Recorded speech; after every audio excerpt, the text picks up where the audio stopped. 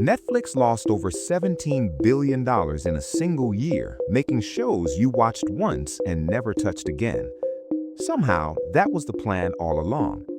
In 2019, fans of a show called The OA gathered outside Netflix headquarters holding candles. The show had millions of devoted viewers, critical acclaim, a cliffhanger ending that was never resolved, and Netflix canceled it anyway. 2 seasons in, no warning, no closure. The internet erupted. Petitions, protests, genuine grief. Netflix said nothing, and nobody could figure it out.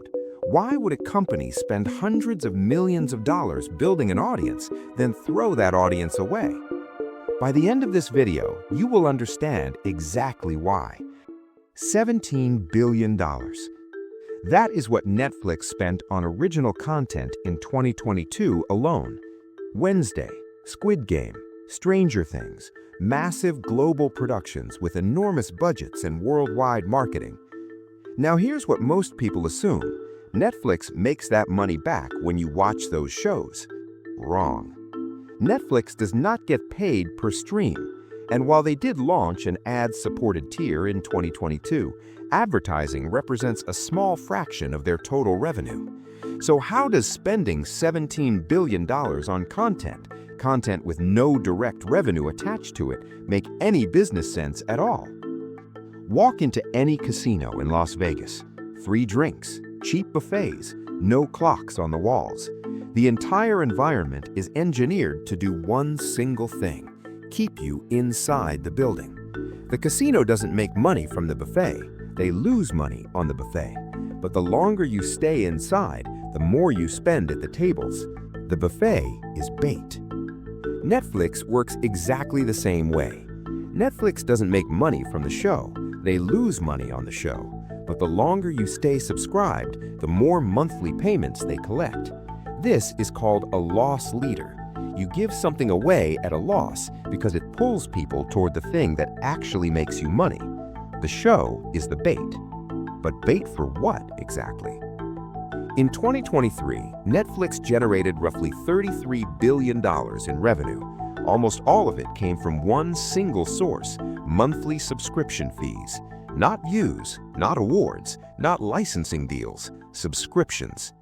$15.49 a month on standard, $22.99 on premium, multiplied across 260 million subscribers, every month, automatically, whether anyone watches a single frame or not.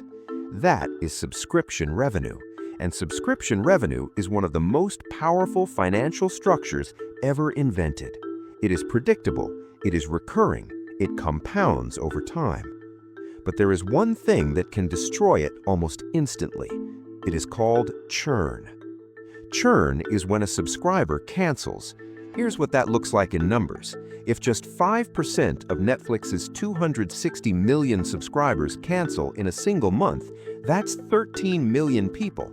At an average of $17 a month, that's $221 million in monthly revenue gone. Now think about your own behavior.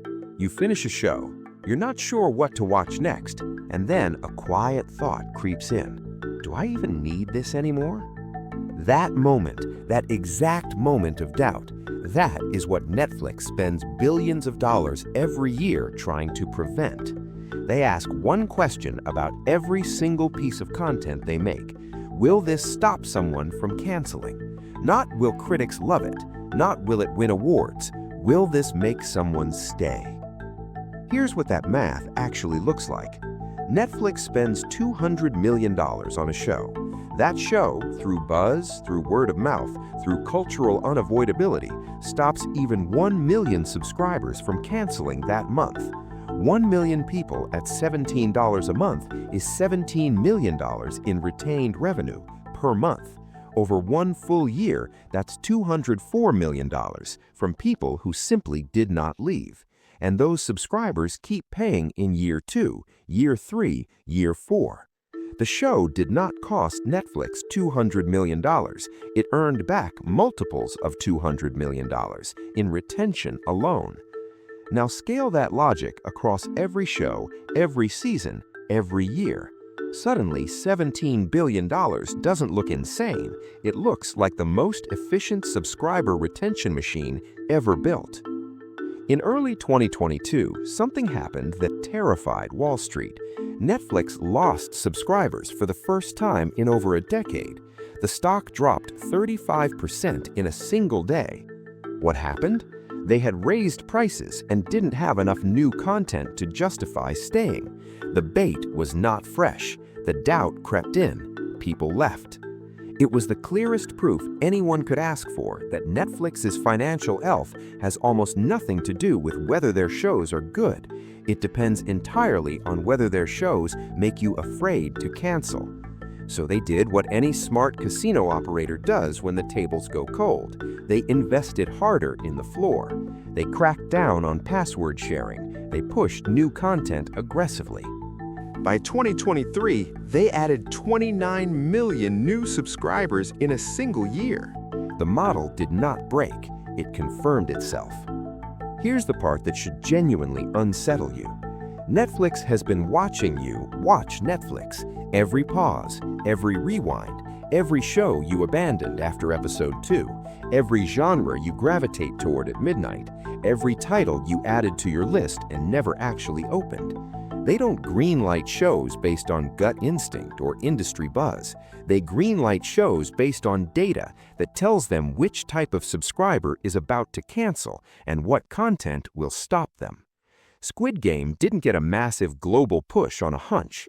Netflix's algorithm detected early viewing patterns, showing it would land across completely different cultural audiences simultaneously. They leaned in hard.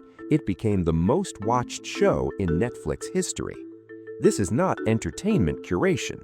This is data-driven subscriber retention at industrial scale.